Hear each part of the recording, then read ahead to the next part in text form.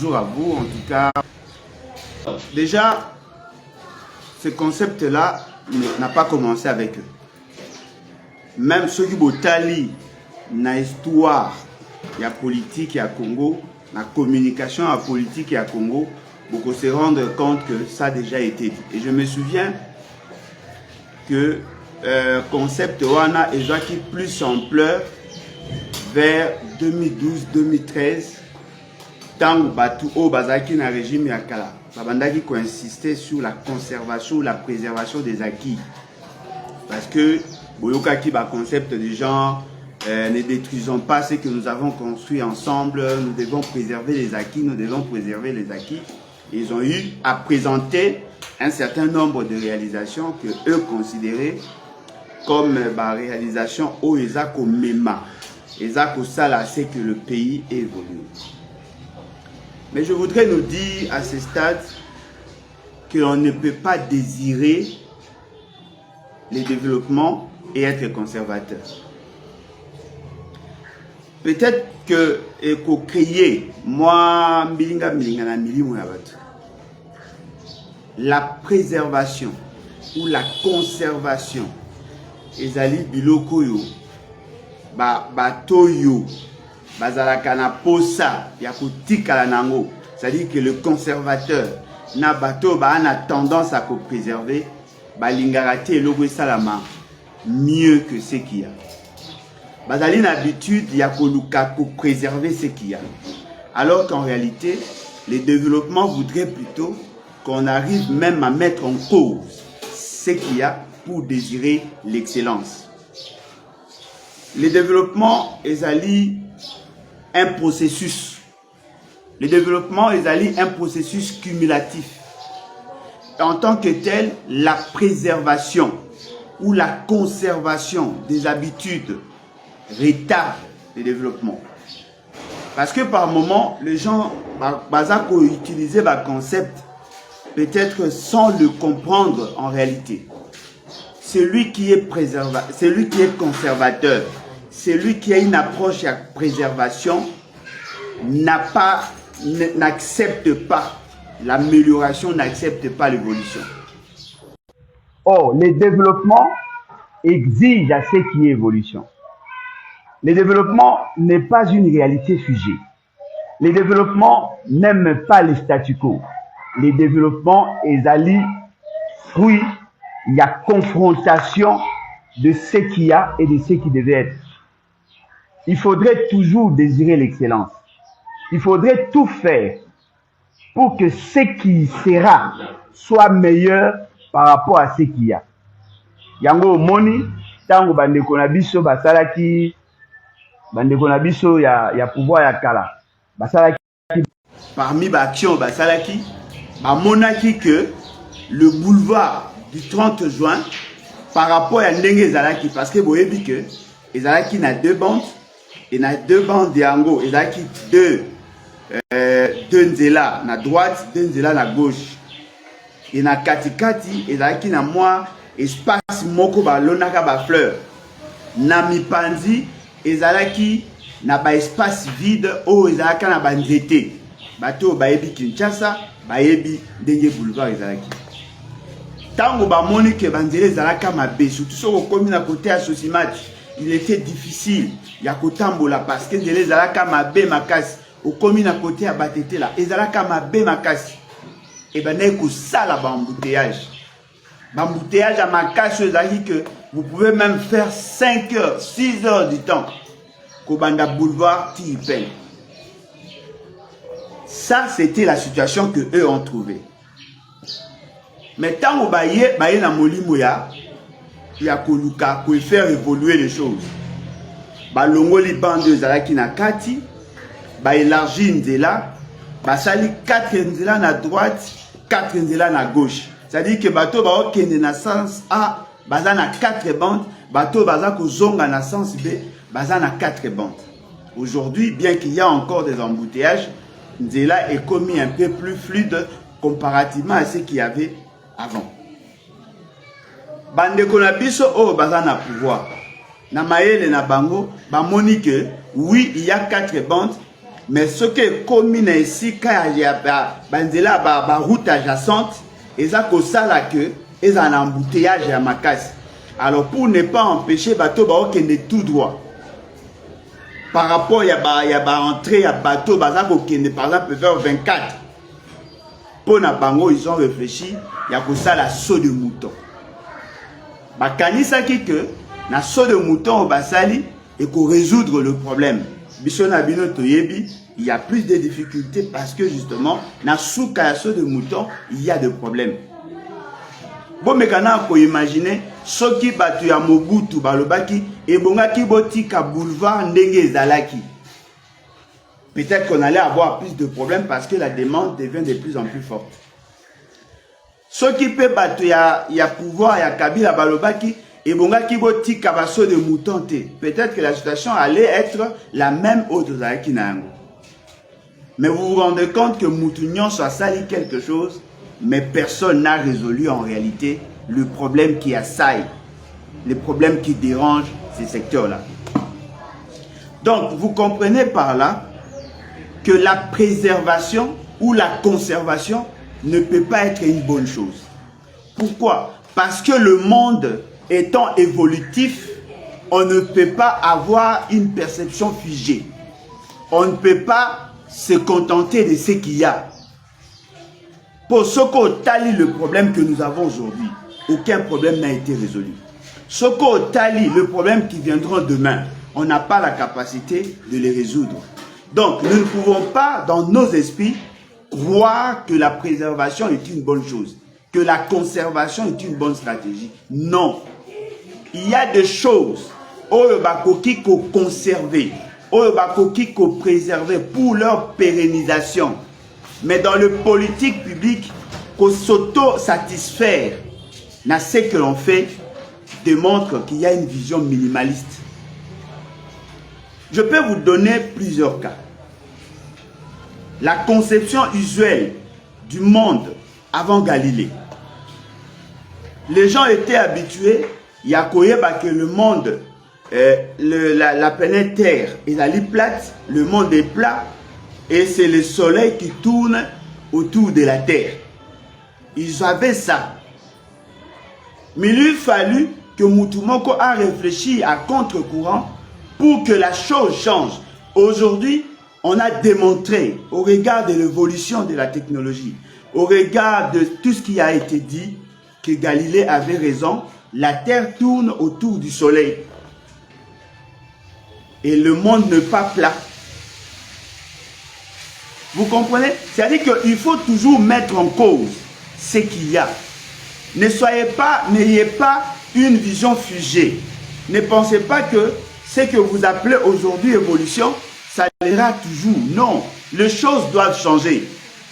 Je me souviens, à Wanakarté, Nabiso, on trouvait d'autres villas qui étaient très belles. De belles maisons.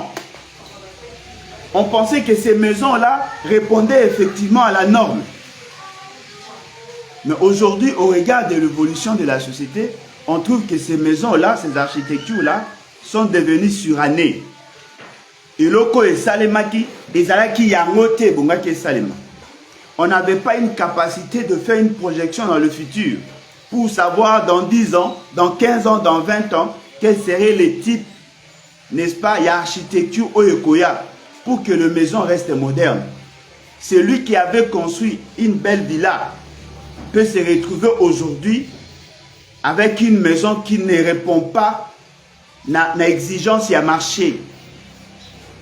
Et ne soyez pas surpris que cette maison qui apparaissait hier, une belle maison, elle a la cassée, elle a la détruite pour ériger une nouvelle maison par rapport aux standards actuels. L'évolution doit être désirée. L'évolution ne doit pas être un obstacle. L'évolution ne doit pas être rejetée. Attention, ne soyez pas trop figés aux réalités que vous vivez. Il faut toujours désirer l'excellence. Il faut toujours désirer mieux. Ce qui fait que vous trouvez en marketing, le commerçant ou le producteur, les entrepreneurs cherchent à tout prix à vous séduire, à vous apporter, à toujours vous apporter quelque chose de plus. N'oubliez pas, à une certaine époque, je me souviens tant on a banda qui cause téléphone. Téléphone nanga à liboso, ezaki na bosani kutuna markamo. Ezaki CMS quelque chose comme ça. J'ai oublié. Ma téléphone mori banda côté kama il y a Mickey avec une petite antenne. Ces téléphones là, ezaki en vogue. Après tu as Mamba A10-18. Après, tu as Motorola avec ouvrant.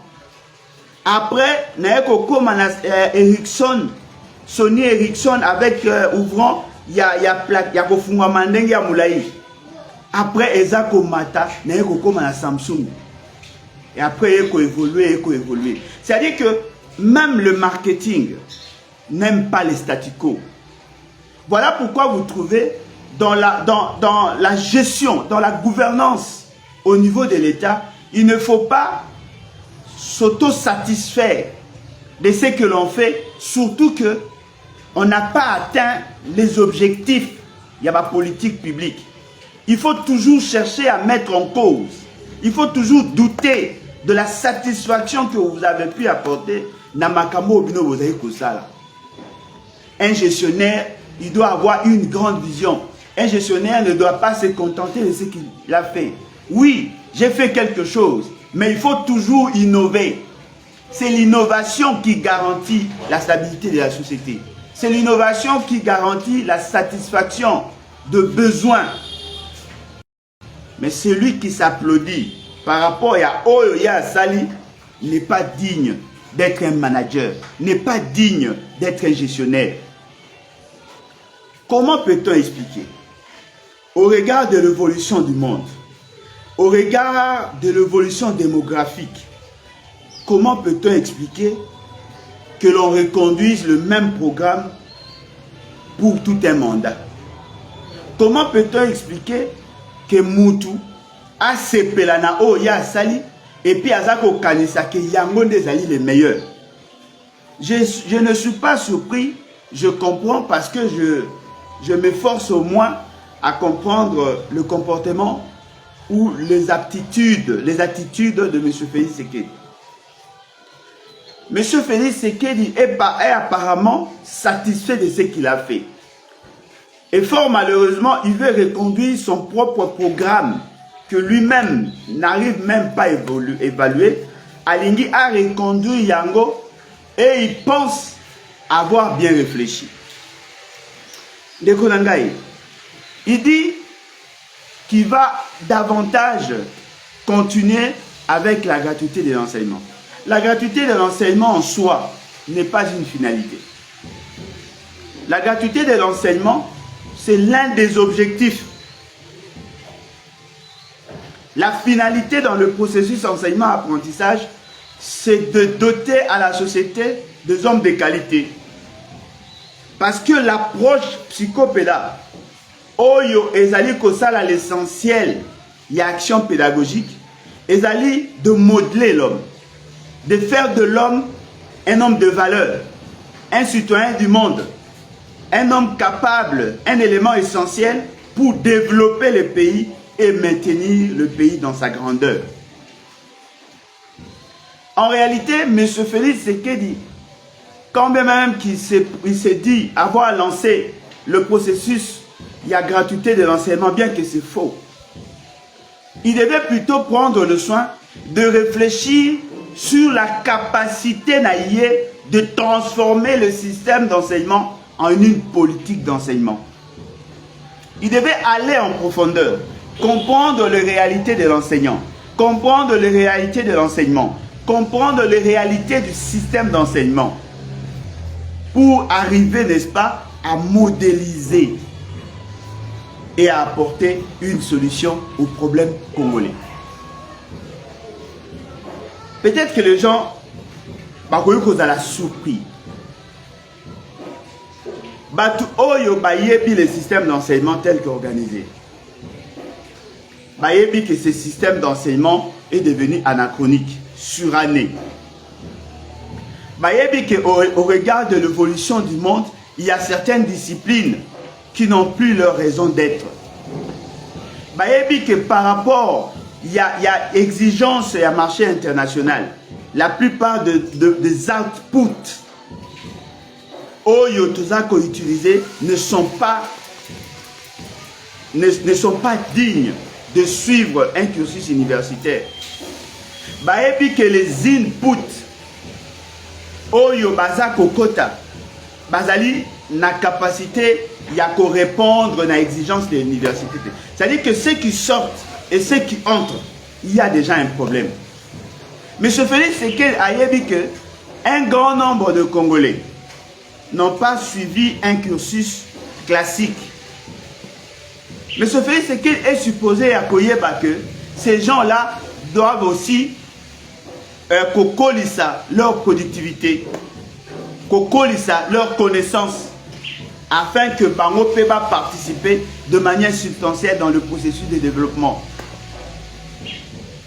Et dans le raisonnement de M. Félix Sekedi, Azako Kanisa que pendant 10 ans, on doit continuer à parler de la gratuité des enseignements. Non. On ne doit pas faire une fixation sur la gratuité. La gratuité est l'accès à l'éducation. La gratuité n'est pas la finalité à l'éducation. Il y a formation, il y a enseignement. Il fallait maintenant réfléchir sur le comment ramener tous ceux qui n'ont pas suivi un cursus normal pour que ça leur productivité. Il faudrait maintenant voir comment organiser le système d'enseignement par rapport aux enjeux actuels et aux enjeux futurs du monde. Parce qu'il ne suffit pas seulement de donner aux enfants le certificat pour en être fier. Banawana Oyo Bazako doit certificat. Quelle est la vision que nous avons à moyen terme, à long terme, à très très long terme? Pourquoi Toloti n'a pas la gratuité? Après gratuité, qu'est-ce qu'il y a? Batu Oyo Batangite. Et là, on est Sengelito Sala. Parce que on a deux niveaux, deux dimensions dans le processus d'enseignement, apprentissage. Nous allons viser deux types de bateaux. Bateau bakolanda formation formelle. Na bateau bakolanda enseignement formel, c'est-à-dire l'enseignement classique. Na bateau bakolanda formation non formelle. Et chaque moutou, tozoko lingato doté na yé des atouts pour développer sa compétence, pour renforcer sa compétence.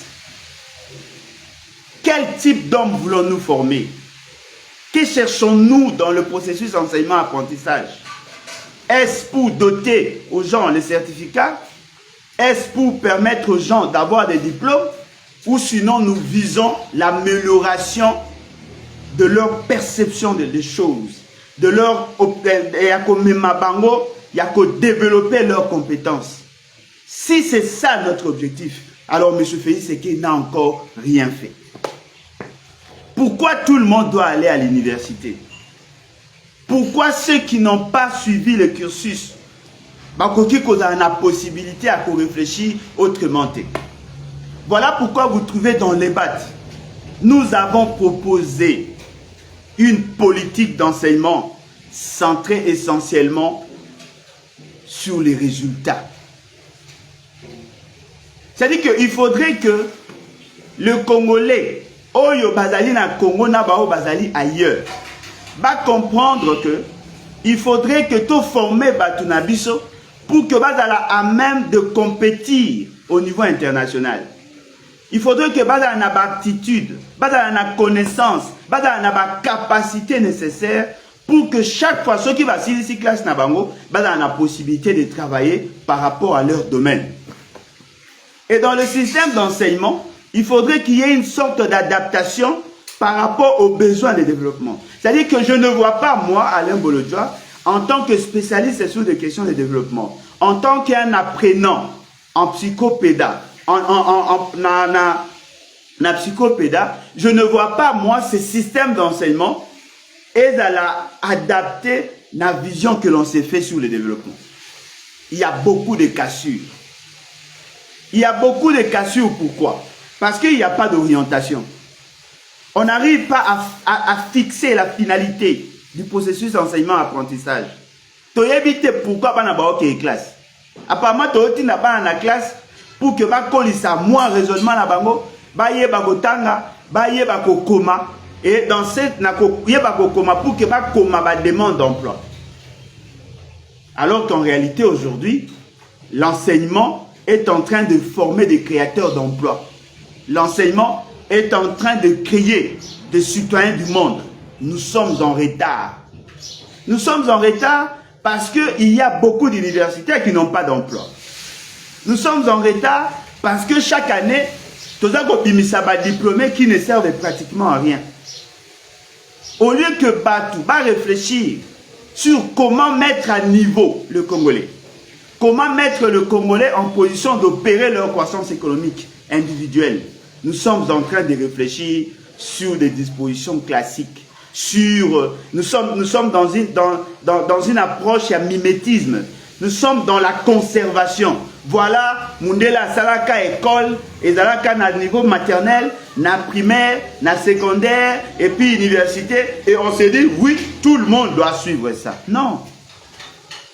Tout le monde n'est pas appelé à être universitaire. Tout le monde n'est pas appelé à avoir un diplôme d'État.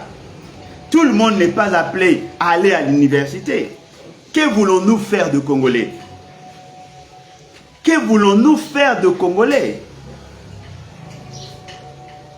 Moi, na oyo moboti na azalaka na mbongo te. Bozo mona bien que aïza na ba notion à maçonnerie. Au lieu que vous développez, à comme plus habile, à yeba kosa la maboko na ye, à comme parmi les meilleurs maçons, on se dit non, il y a ça les cas.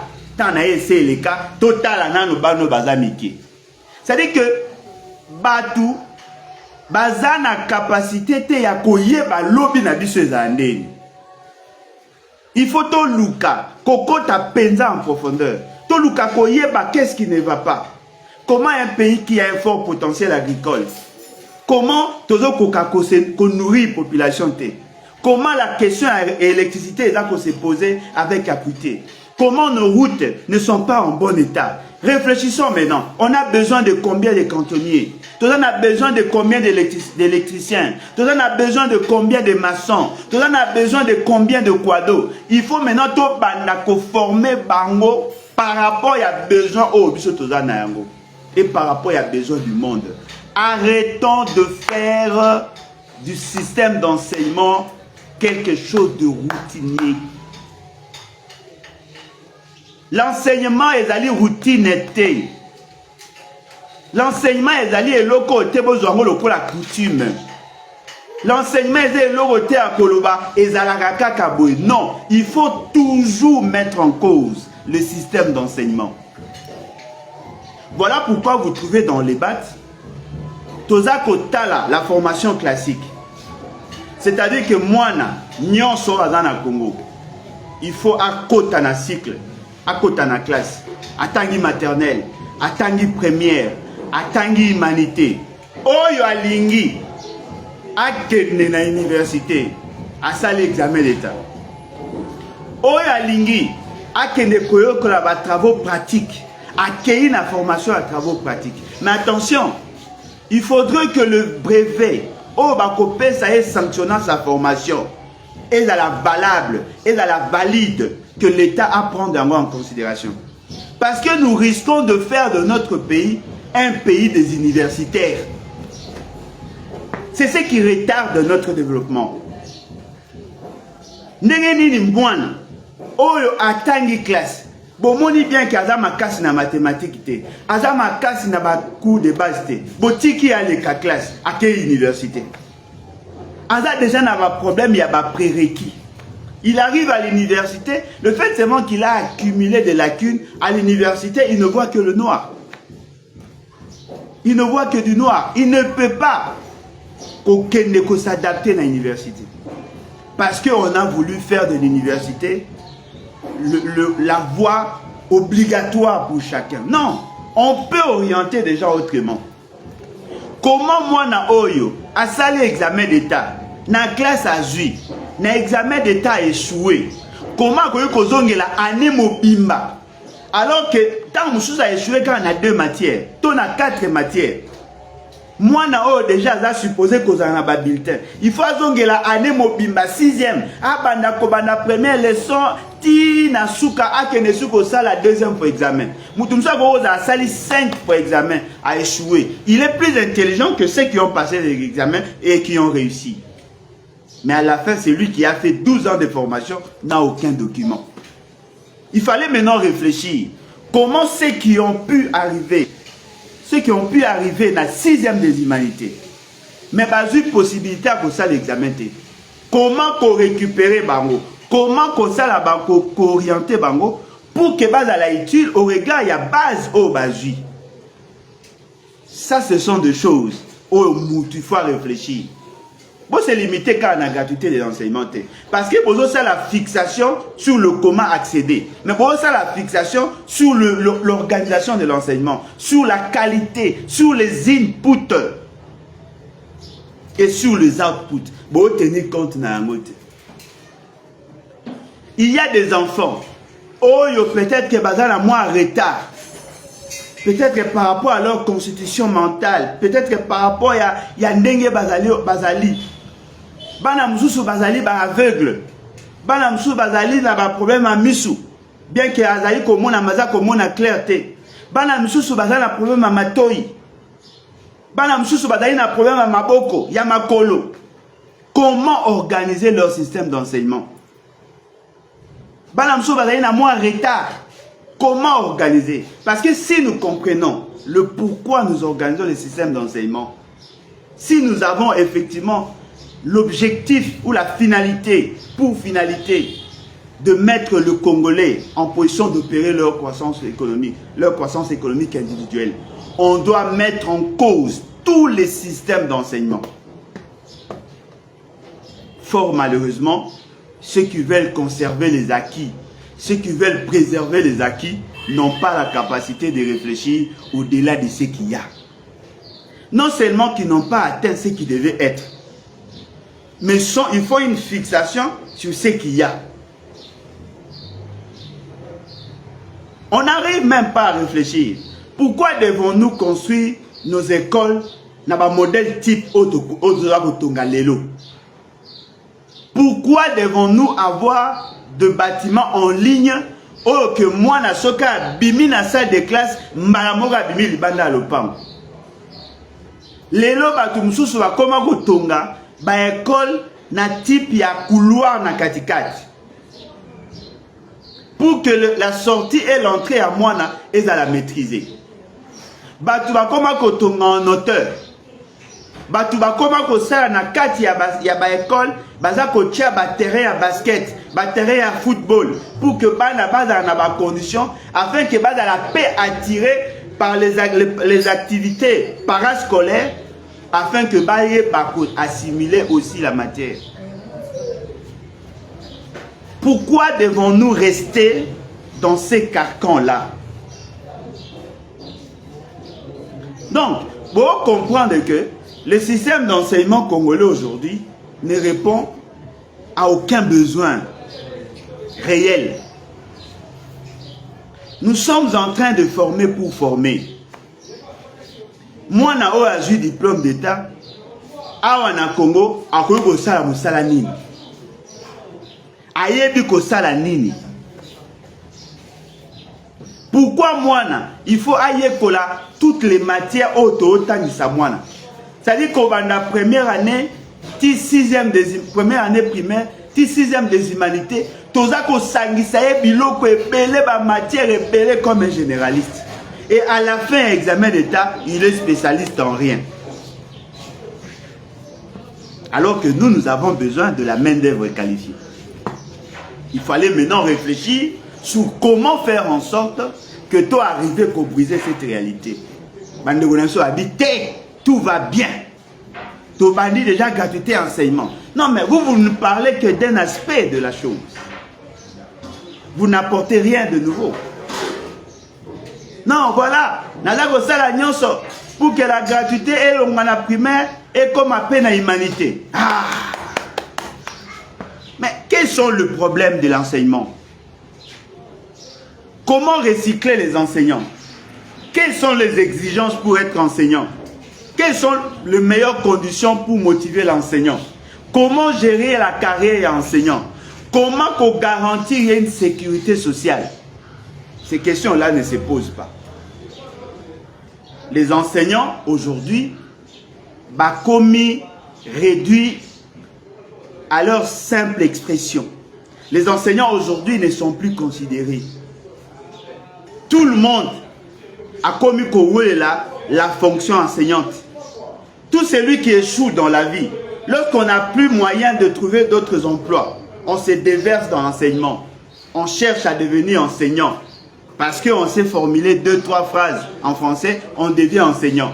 Quelle est la qualité de l'enseignement? Quel est le profil d'un enseignant au Congo? Quelles sont les exigences techniques? Quelles sont les exigences de la société pour devenir un enseignant? Personne n'en parle. Nakomi na bamboka misusu na poto. Nakuti ba place au bateau et basala ke pa na biso. Ces fonctions-là n'existent plus. Nakoki kopesa cet exemple. Soki okei na station à Kinshasa, chaque pompe a un agent, a un personnel. C'est-à-dire que bateau bate kaka, bate kaka ba carburant dans le Congo. Okokuta toujours, en tout cas partout, okokuta toujours mutu moko a servir. Au PC mbongo, a joué à tchelo carburant na pompe, après sili. Et loko ba konjina bino baza oye bate. Musala wana eza ko disparaître. Musala wana ezo longwa ekozala lisusu te. Na bamboka misusu ba pompier wana ba pompiste o ba bengaka wana Kinshasa na bamboka misusu ezalaka lisusu te. C'est-à-dire que soki mutu ana posa ko somba carburant ake apesi mbongo ba programmer à partir de ce que ezali. Aye ko luka pompe oya lingi. Azui pompe wana, ache carburant, ata soki alingi abakisa, il faut azonga lisukuna. Cette fonction-là n'existe plus. C'est-à-dire que vous comprenez par là que l'intelligence nabiso, les aptitudes nabiso, nos capacités, notre compétence de manière générale, elles allaient fuger. Nous sommes en train de réfléchir comme le commun de mortels. C'est-à-dire qu'on réfléchit sur le présent. On n'a pas la capacité d'anticiper sur ce qui peut advenir demain. Bandeko baza kolanda biso na France. Bandeko baza kolanda biso na Belgique. Bandeko balanda biso na Suisse et dans plusieurs pays.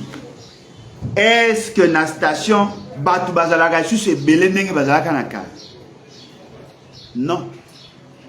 Ce qui veut dire que batu nyonso ba osala musala wana bakozala lisusu te. Vous remarquez, dans plusieurs pays, bateau baneko ça na ba agence. Ba agence telle que ba agence y a guichet à ba banque. De plus en plus ba disparaître. Ba ozala lisusu te. Le lot comme un système à ba cash point. O ezali que ozana posa mbongo oloko kele na banque oyekara na carte na yo okoko bimisa mbongo na kutu na fandi na Suède pendant plus de 40 jours pratiquement, je dirais même 45 jours. Batu ba opo ya mbongo na maboko okoko na mbongo billet mbongo ya na maboko okomi sika boye non il faut ka carte. C'est-à-dire que vous trouvez déjà que dans le guichet à la banque, Bazako Ulukaba réduit le nombre de bateaux. Le lieu est commis cash point. Tu as besoin d'argent, tu amènes au côté ici carte ou bimisi. Moutuna simakuna zate. Au côté des places, tu n'as même pas besoin, il y a moutazala. Au côté ici carte, au passé commande et l'autre est bimi. Ce qui veut dire quoi? Le monde est en train de changer. On a posa ya la commande ya eloko. Au kotika na téléphone na yo. Au lobby voilà, na posa au somba voiture. Au solo lina fournisseur en ligne. Au passé commande na yo en ligne. Au tideli mbonga en ligne. A kozwa mutuka na yo a chelio na kati ya bateau. Au ye a au dédouané au bimisi au komo tambwa na mutuka. Yo na yebo monanité.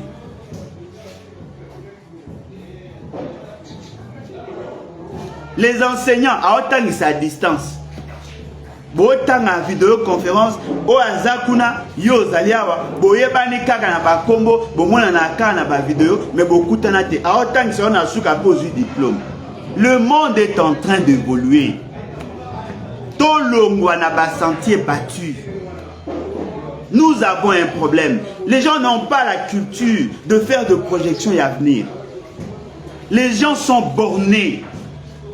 Ils sont dans la routine. Ils sont dans les habitudes. Adaptons-nous aux réalités du monde. Le monde des alliés évolutifs. Arrêtons de former nos enfants seulement pour former. Moi, j'ai assisté examen d'État. Moi, j'ai assisté examen d'État. À mon ordinateur, à part na CNI. Moi, j'ai besoin de informatique. J'ai besoin unité centrale. Oh, ils ont clavier, oh, ils ont moniteur. À mon côté, na papier et puis en noir et blanc. Ayebi clavier, ayebi l'autre. Alors qu'aujourd'hui, batu ba créer misala à partir quand il y a téléphone. Batu ba comme riche à partir quand il y a téléphone. Akoyo kozaka un Android naie, a créé concept naie et il s'est fait de l'argent.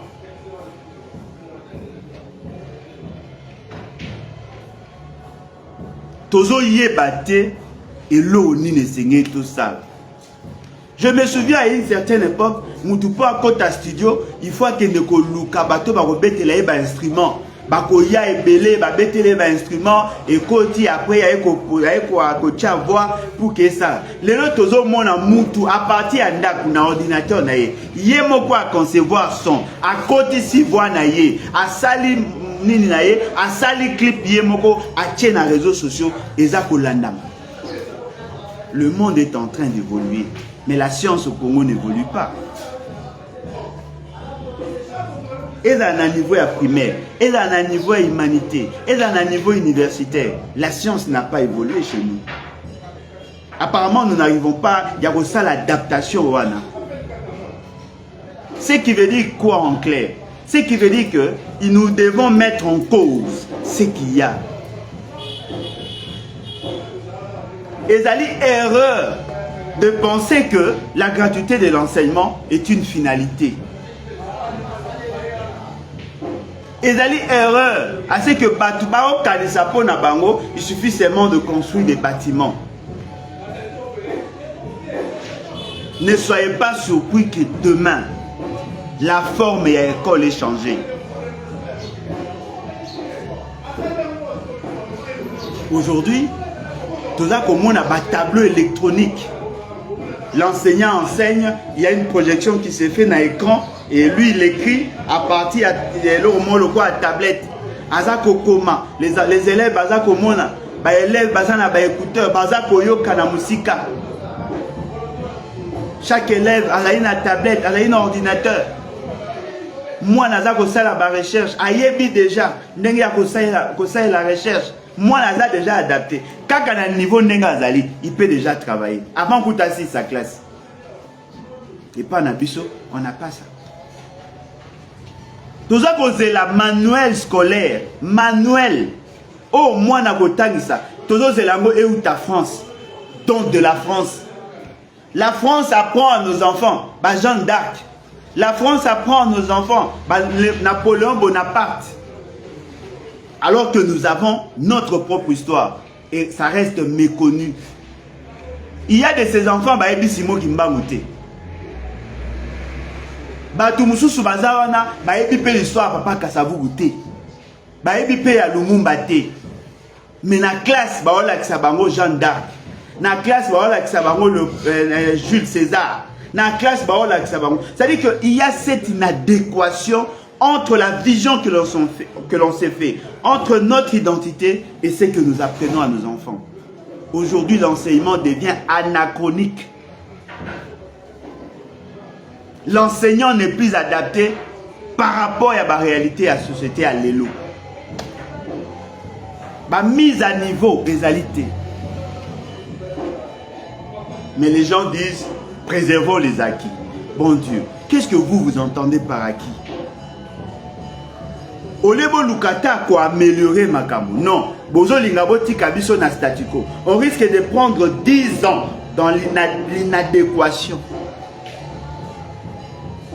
Alors qu'en réalité, il fallait tout dans un bateau, une grande vision. Voilà, Alain Bolodjoa, osa ko prétendre être président de la République. Et là, on est au Sala, dans le domaine par exemple et enseignement. Voilà, on va créer plusieurs centres de formation. Chaque centre de formation a une thématique, a une spécificité par rapport à l'objectif.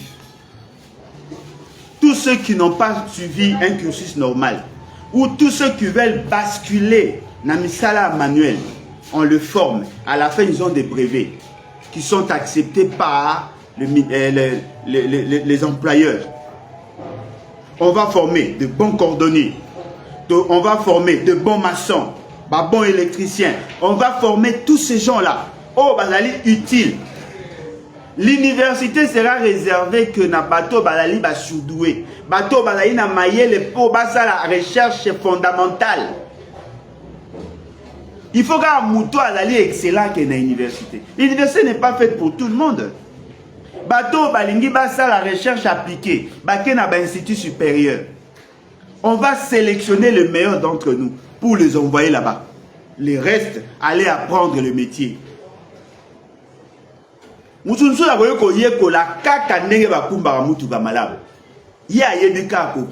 C'est un métier.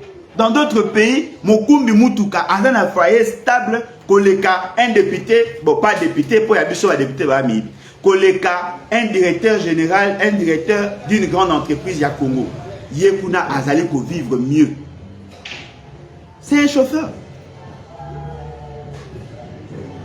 Kola Kisabana mécanique, Kola Kisabana aye kola l'essentiel. O alinga approfondir à quelle université. Il faut tout ça l'effort, topper sa valeur, naba mathématiques, naba physique, ba cours o ezo fungola moi na matière pour qu'il y ait comme un esprit, il y a innovation, il y a invention. Nous devons développer le génie congolais. Moi, na nyonso, mutu nyonso, oh, il y a une capacité à inventer quelque chose, doit être accompagné. Il faut développer les aptitudes, les atouts qu'ont les Congolais. On n'a pas besoin d'avoir une république des universitaires ou des diplômés.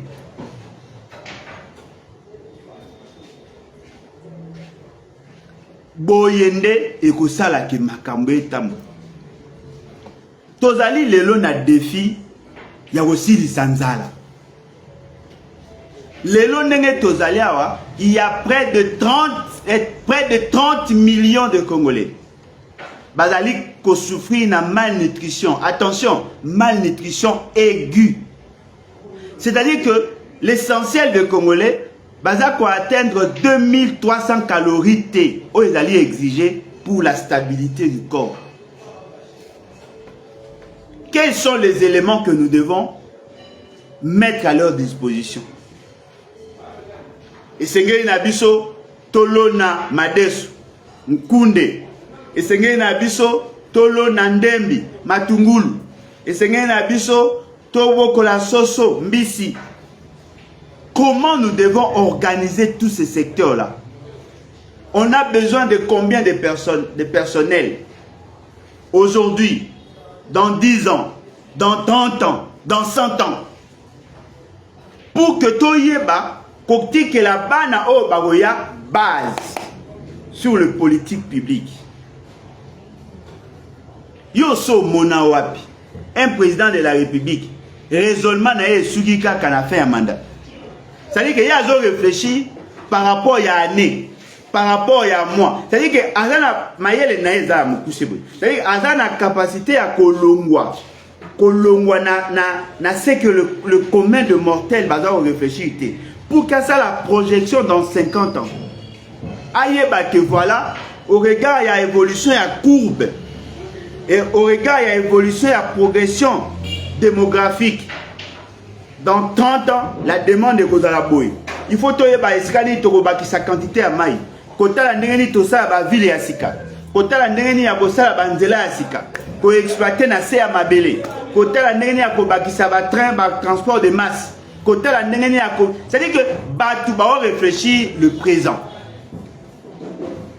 Oh non, toujours comme en la période électorale, il faut tout ça, réalisation nini. Oh, Bobi Misa Bambongo. Baïbaki déjà mbongo azando. Bobi Misa kake ça, ma pose, soki salamité. Bagoya otola biso na période de campagne. Bao sala wende po balingi ke na élection ba voter ba. Boye bisanga mboke go bonga ndeni. Parce que le taux de croissance démographique est estimé pratiquement à 3%. Les lots congolais, à 120 millions, plus de 120 millions de Congolais dans le monde. Le taux de croissance démographique au pays est estimé pratiquement à 3%. Ce sont des estimations. C'est-à-dire que a plus de 100 millions à Kinshasa, na Congo. Chaque année, il y a près de 3 millions de personnes qui s'ajoutent. Chaque année, ce que l'on taux de mortalité infantile, entre 0, entre naissance et 5 ans. Ils ont représenté pratiquement 10 sur 1000. Donc, il y a près de 3 millions d'âmes qui s'ajoutent. Ceux qui ont 100 millions, année moko commune à 103 millions. Ils ont bakisama. Au regard, il y a progression linéaire. On peut arriver à 250 millions d'ici 2050. Les lots, toi, on a des dessertes en eau potable, il y a moins de 15%. C'est-à-dire que sur 100 millions de Congolais, il n'y a que 15 millions de Congolais qui ont accès à l'eau potable. Mais bateau, bah 3 millions. Après 5 ans, au moins, l'accroissement de la population, et que ça, c'est que maï auto zoalelo et comme mukie koleka yango ba obimisa biso maï na ba délestage maï bimi lundi na tongo et ko bima mercredi na pokwa et ko bima vendredi na tongo et bimi samedi be dimanche na pokwa et katani c'est bo obimisa maï 4 fois. Et là c'est dans les grands centres. Personne n'a la capacité de faire une projection.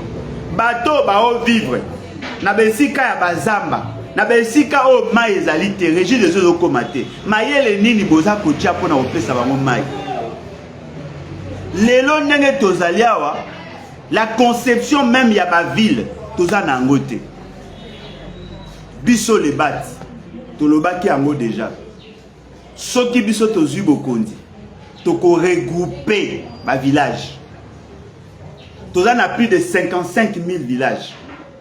Il nous sera difficile d'avoir 55 000 moyens à couper sa batoyen sur tout le maïs.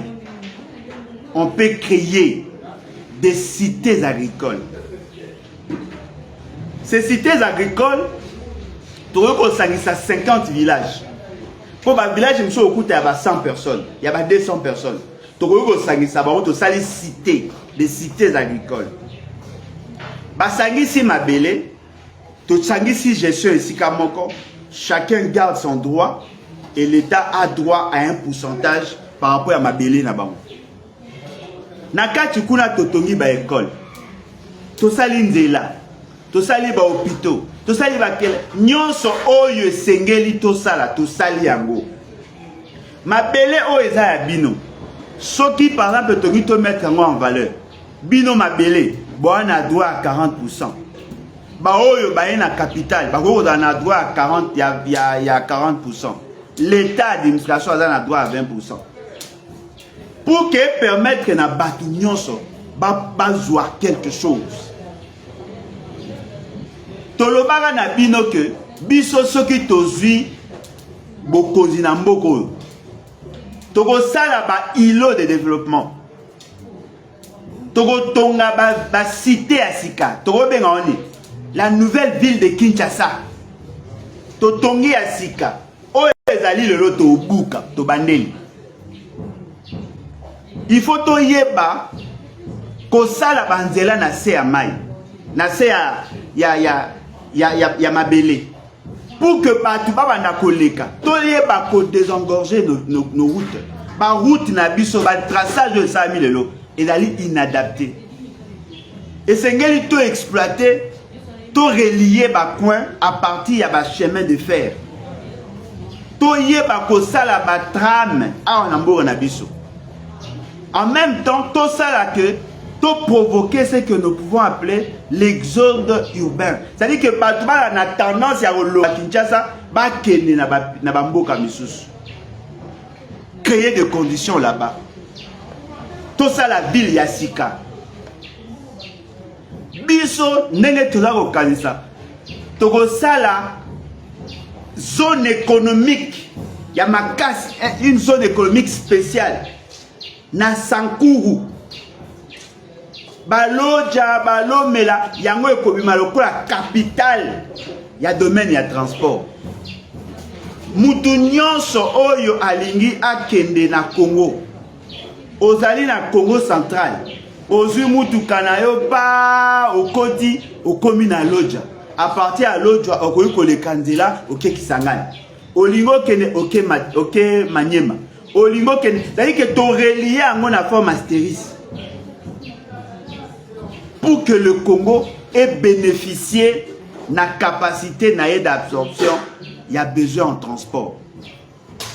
On va organiser le système, il y a transport aérien. Parce que ce n'est pas normal. Mutu aolinga kende Zimbabwe. Zimbabwe est dans le sud du Congo. Azu Ethiopian compagnie à Éthiopien. Azu avion awa. Accueilli na est, extrême est, vers nord-est. A commis na Addis Abeba. À partir d'Addis Abeba, Azu avion à Yesko Kokita na Zimbabwe. C'est-à-dire qu'il traverse le Congo. Ti a commis na Addis Abeba, à Longwe, à Katiba Rwanda, à Katiba Tanzanie, qui est comme à Zimbabwe. Mais nous sommes au cœur de l'Afrique. On peut organiser les transports pour que Mouto aille à Brazzaville. Il suffit seulement à Kinshasa, à Zimbabwe, à Rwanda. Il suffit seulement à Kinshasa, à Somalie. C'est-à-dire que nous pouvons jouer ce rôle-là. Il y a plaque tournante de l'économie du monde, de l'économie de l'Afrique. Nous devons organiser le système de transport. Nous devons organiser notre production. Nous pouvons nourrir l'Afrique tout entière parce que nous avons un fort potentiel. Nous avons nos mines. Nous pouvons organiser des industries, desservir le marché mondial en câble électrique. Parce que nous en avons le moyen. Alors, le cas à Toyebi que ça m'a rendu à transport. Toyebi que ça m'a rendu à industrie. Toyebi que ça m'a rendu à agriculture. Toyebi que ça m'a rendu à électricité parce que nous avons la capacité. Et bien, nous centrons notre formation par rapport à ces objectifs-là. Nous formons des gens spécialisés en matière d'aviation civile, te former Batou en matière de production à câble, te former Batou en matière de tourisme, te former Batou en matière de production agricole, te former. C'est-à-dire que nous devons organiser notre système d'enseignement par rapport à nos visées, par rapport à notre vision de développement. Boye Bisangai, au regard de la statistique, combien de Congolais ont un diplôme? Oh, ça il a diplôme na bango. Ba combien? Po lelo nde tozabo. Lelo ndenge tozabo. Bato basali journalisme et communication. Ba combien belé? Ba chaîne zap, ba combien na ba chaîne na ba YouTube. OK, bato basali droit, ba juriste basé belé, ba marché ezate. okei baéconomiste baza ebele eza te bato basali science politique baza ebele baosala eloko. Mais misala oyo ememaka nkita, misala oyo ememaka ekreaka richesse toza kuna te. Nani akoninga mwana akosala agronomie? Awa oteka awa okola kolona bandembi baoseka un agronome, un médecin vétérinaire baochola ye, un zootechnicien baoseka ye.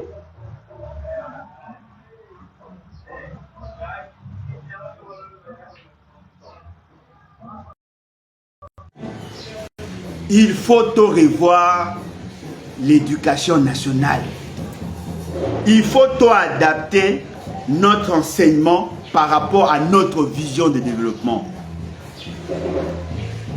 Il faut tout ça en sorte que tout mettre d'abord en cause les systèmes qu'il y a. Ce qui est bon, on prend. Le reste, on doit jeter.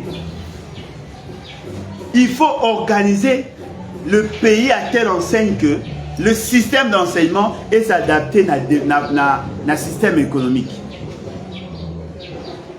Mais Tobo ça n'a rappelé le Kamomoro. Toyo Kanagi qui magambo ya éducation à la base. Et là qui compétence à la province. Bolingi mutu oyo afandi pembe na diamant. Aye ko la pêche. Mutu aza pembe na diamant aye ko la pêche. Mutu aza pembe na balé aye ko la maramba diamant. Et Simba.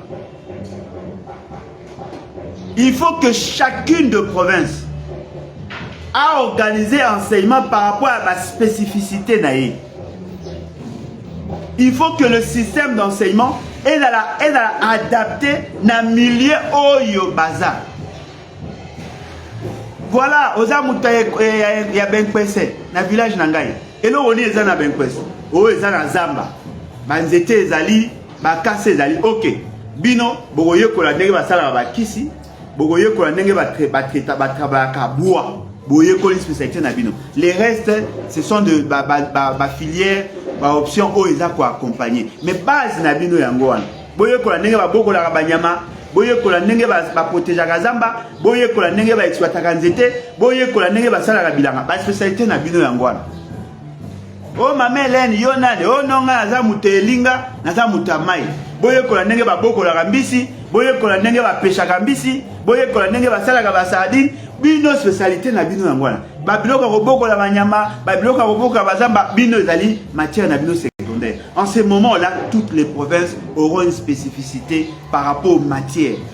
Muto azako yekola, azako vivre makambo azako yekola, azako yeba ndengeni à mettre en valeur ce qu'il y a dans son village. Ce sont là les grands débats. Débat exact à koyebi sabiso gratuité de l'enseignement, sans substance, sans contenu. Debe ezati ya koyebisa biso nga soki nakomi mokonzi nakotonga ba école. Boyoka na osango teke butu wana ndako monene malali nzala. Boyoka na osango teke bana ba bâtiment mais enseignement malungi ezati. Masolo ni boobeta. Pona nini boyoka komema Congo na vision ya monene te. Pona nini boyoka komema Congo na vision ya komema transformation ya libela te. Pour la nuit, beaucoup comme ma Congo na vision en grandeur te. Bo souka na bablo mike. Bo tonga ba salle, il y a 4 mètres sur 5. Salle, il y a 4 mètres sur 5. Mukoni bo ko zwa idée na kata salle, bo chata moi eloko moko ke ko sepeko ko sepesabana. Ate sika moko bo chata photo ezate. Moi la soka kotika na salle alekika bana e couloir ya 1 mètre akena ba mususu classe esili.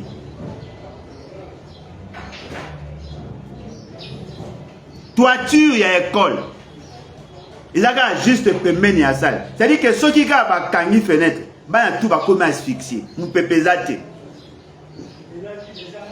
Bo tonga ba école ndenge mundela tongaka vers les années 1889. Et 1889, 1929.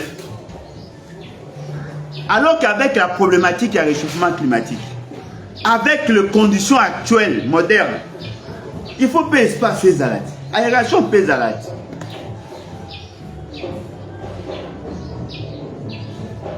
Bozo sala ba tableau n'engé bozo sala avec les réalités actuelles. Na ba bozo sala ba système ba créer. Est-ce que le long na monde ba créer auto ça il a awa et ça la ressource na ba place mususu. Ba système ba tableau o ezali que ceux qui vont pangwisi tableau et comme pembe pour comme il faut le créer à couleur. Est-ce que biloko wana ezala la ressource? Boana retard. Omoni tellement boki parana bino makambo wana te boana retard. Ngelo esala nga passe. Mutu mso afani na poto akoli na poto mais maye la poto azana ngote. Ofanda na poto makambo yo mona na poto ko sala moi. Pour zapper na mbonga leta. Maye wana ezate. Ndenge système de transport est organisé. Ndenge bana batangaka, ndenge basalaka bango suivi, ndenge ba développer maele ya bana. Makabo bo viva kuna awa boko sala ngote. Bo songa na ba papier. Non voilà mundela salaka boye, photo salaka boye. Non, il faut to longwa na niveau wana. Niveau oyo to komi, et la ligne niveau ya kotala avenir. Dans 30 ans, dans 50 ans, ndenge nini tolingi mboka na biso ezala. Bolongo ya biso ba vision court-termiste. Bolongo ya biso ba vision o ezali lié na budget. Boko misa biso na ba vision ya musika. Compagnie moko boy photo créer et ça na ba batterie. To sala ngo na 2010 et na 2030. Mais l'élo déjà, tu vas dire qu'on former par rapport à l'euro de tout ça. Le jour où l'entreprise est créée, tous les humains d'œuvre, ou les tous aura étrangers. Mouton sala, enseignant à bandi ko tangi sabana. Aouti ko komasiko à bandi ko tangi sabana. Mbala moko préparer d'ici 30 ans à Olongwa Moussala, quelles sont les garanties que tu peux apporter en termes de sécurité sociale, en termes d'accompagnement et de carrière naïe. Tu préparer chaque fois que tu enseignant tu as la formation pour la mise à niveau, pour recycler, à s'adapter par rapport à l'évolution en sciences. Tu dois gérer carrière naïe. Et là, tu as que au départ, tu as poussé à la même grade. Tu dois former pour s'améliorer. Et puis, dignement, tu le oui, à Salaki et Loko, voici ce qu'il a pu faire parce qu'il a été accompagné. Le lona Congo soka enseignant atiki ko tanisa akomi mobola ko legana mutasalati pona nini to yeba ko s'adapter te Néonanga, moi je n'ai jamais été conservateur, je suis un révolutionnaire. Non, nous devons préserver, vous préservez quoi? Et là au moins vous salite et l'autre Bossali et l'autre. Aucune grande réforme dans le domaine de l'enseignement. Bossali et l'autre, comment tu récupéreras l'enseignant? Comment tu te formeras? Comment tu sala à ce que va travailler dans de bonnes conditions? Et quelle est la finalité action à Bango? Qu'est-ce que nous apportons? Qu'est-ce que nous apportons? C'est vrai qu'il y a des enfants intelligents qui savent s'adapter, s'adapter par rapport à ce qu'ils apprennent, s'adapter et qu'on sort. Si nous prenons en termes de pourcentage, quelle est la qualité que vous avez pu apporter pendant ces 5 ans? Et l'OT, Tijou, et l'OT, enseignement mori à qualité zate, enseignement mori à Tchanana, et l'OT morote à Malunga, au Batubasali. Et l'autre est surprenant. Et je le dis ici avec autorité. Moi, ma commission d'examen d'État. Asali, comment on appelle? Dissertation. Moi, na Koufi. Publication examen d'État Salami. Abîmé avec 64 sur 65%. Dites-moi, 4 jours il y a examen là à salité, à cause de 64% des. Toute une zone, ce que nous pouvons appeler une commune scolaire, commune éducative. Va publier par nos résultats que bazui 100%. Après, va publier le sous pour la deuxième fois, bah on tout bazui. Vous voulez me dire quoi? Zone Mobimba, bazui. Après, bah il faut publier pour la deuxième fois, bah on y so bazui. Vous voulez me dire quoi? N'est-ce pas imaginer? Bateau bazar qui recruté pour corriger l'examen. Baolo banabino qui va sala qui 20% à correction et tigala qui 80%. Comment sommes-nous arrivés à publier les résultats? O asa mona awa na Congo depuis ma banda. O mona mutu. Ba publier yé 2 fois. Ba publier à liboso bazuite. Ba publier à mi balé bango nyonso bazui. Muto va publier qui a liboso bazwaki. Yami balé bango nyonso bazwite. Déjà boyoka sangona mboko. Ba publier école moro 2 fois. Ba publier école on est sali 100%, mais école en imi na province mususu. Ça dit que bowe ozabwa na province ya Kinshasa, école na bino za na Kaou, na Kalamu, bozwaki te.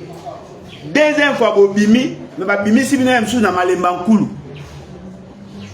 Comment Mouto a ça qui examine à Kinshasa? École n'est à Kinshasa, centre n'est à Kinshasa, résultat bien à Malemba Nkulu, bazui 100%.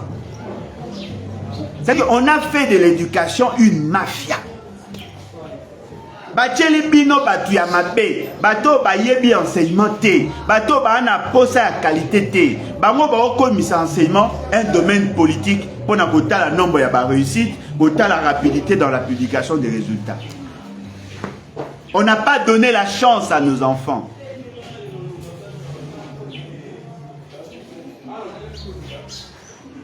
Comment moi na koyo ko bima na 84%, mais ça na maîtrise la matière mode. 84% ça veut dire quoi? Obimi na 8 sur 10. Si obimi na 8 sur 10, il faut y avoir marambo tangay. Comment tu as une grande distinction, mais ebi marambo atangélité. Et ça ni. Beaucoup mais la biso avenir. Notre avenir dépend de la qualité. J'ai vu une vidéo, bien que je n'ai pas apprécié le comportement du parent. Le parent a obligé moi na atanga kaka. Moi na ko senga bati que la pétan sakana. Papa le dit c'est pour ton avenir. C'est vrai que ce n'est pas une bonne approche. Mais au moins le parent a besoin de voir son enfant bien étudié pour que son lobinaye est à la meilleure, son avenir est à la meilleure. Mon pote se perbatini moi na on fait l'école. Mon pote a koyé baté, ba comme ça moi né un monstre scientifique. Moi na bobima zoba maye pa na diplôme. Na souka ya vie na ye, akozala toujours na problème. To lukani na mbogo.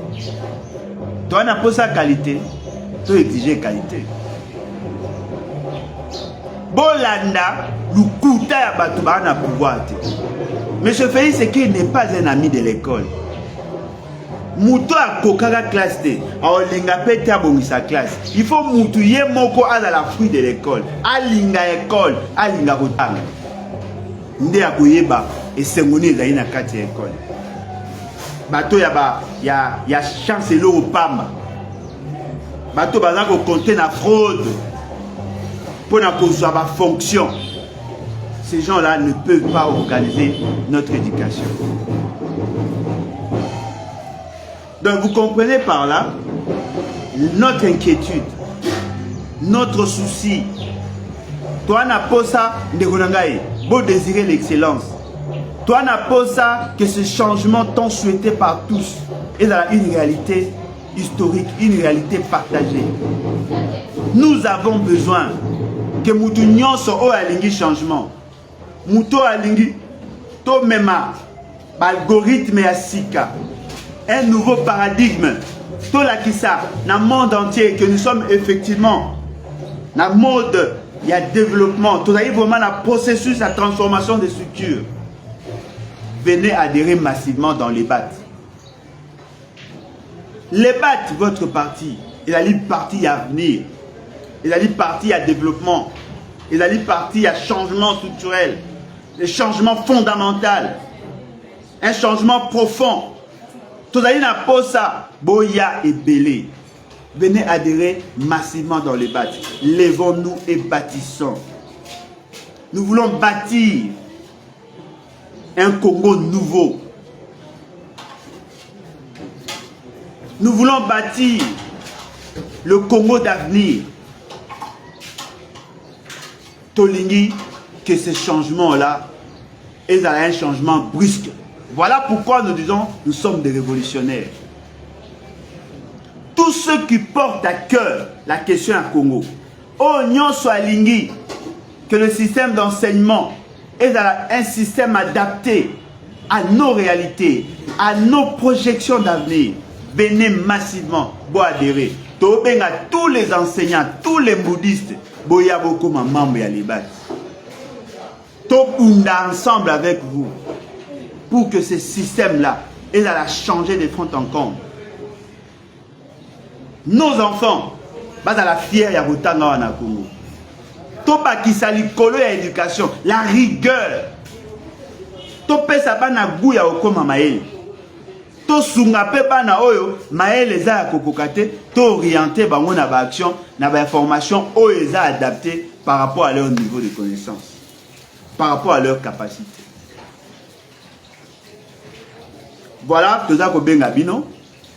Siège na biso ezali na avenue Kabinda numéro 200 en diagonale gauche na Pain Victoire. Bolingi bobenga biso na plus 243 81 250 28 51. Bolingi botindela biso message directoire lebat@gmail.com. Boya ebele penda naza ko sepela déjà ndenge boza ko ya ebele naza ko sepela makasi bao bazali en dehors ya Kinshasa. Bo benga biso to ko tindela bino ba fille d'engagement, bo signer yango massivement, bo tinda yango to ko service na bino na base de données na biso ensemble avec vous toyeba komema changement. Aujourd'hui avec la nouvelle technologie, on n'a pas besoin d'être ensemble pour organiser des réunions. Nous organisons chaque dimanche nos réunions. Chaque dimanche. Le président en séance, ceux qui a yebi que ozali membre ya sika akoyambayo, mi préparé ou que se présenter pour que Batunyo se baye bayo. Tout ça il a Microsoft Teams, tout ça il a Zoom. Vous avez la possibilité à participer. Attention. Pour que le lien est fungama, il faut installer l'application na téléphone ton ordinateur na. Pour bandego mingi, alors au final lien, il n'a pas l'application et au fungama té. Il faut d'abord installer Microsoft Teams ou installer Zoom. Ceux qui va tenir leur lien à Zoom ou côté moko et fungami. Boya ebele. Vous voulez les changements? Venez être l'acteur de ces changements-là. Ne soyez pas le consommateur du changement. Vous êtes un acteur majeur. Venons ensemble, provoquons ces changements. Un changement brusque, un changement radical pour donner de la valeur à notre avenir. Venons, réinventons l'avenir ensemble. Les BAT, lèvons-nous et bâtissons. Les BAT, un nouvel esprit pour un Congo nouveau. Les BAT, ensemble, réinventons l'avenir. En tout cas, merci beaucoup, Nandenge Bolandi. Et je crois que prochainement, Toko taille sous en profondeur sur un autre secteur d'activité pour que vous voyez qu'est-ce que nous avons comme vision. Et je suis sûr et convaincu, ça va vous aider à bien faire les choses et à faire en sorte que le pays devienne effectivement un pays développé. En tout cas, au revoir et à la prochaine. Bye. Merci.